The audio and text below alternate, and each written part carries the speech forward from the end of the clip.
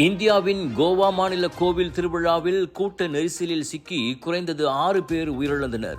70க்கும் மேற்பட்டோர் காயமடைந்தனர். அவர்களில் பலரது நிலைமை கவலைக்கிடமாக உள்ளது.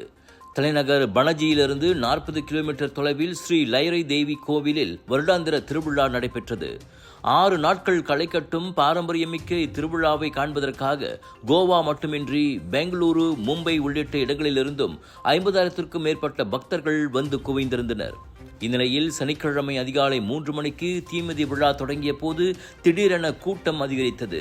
தள்ளுமுள்ளு ஏற்பட்டு பலர் கீழே விழுந்து ஒருவரை மிதித்ததால் அவ்விடமே கலவரமானது. அதில் 2 பெண்கள் உட்பட 6 பேர் உயிரிழந்தனர்.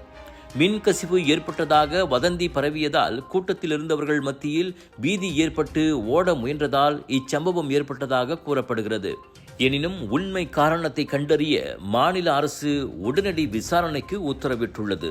ராஜயோகாவின் மங்களகரம் நிறைந்த தனித்துவம் கொண்ட சூடம், ராஜயோகாவின் தெய்வீக நறுமணம் நிறைந்த அகர்பத்திகள் மற்றும் இயற்கையான நறுமணம் கொண்ட ராஜயோகாவின் சாம்பிராணிகள் என பூஜைக்கான தேவைகளை உங்களிடம் கொண்டு வருகிறார்கள் ராஜயோகா. இது ஒரு சிம்லா மார்க்கெட்டிங்கின் தரமான வெளியீடு.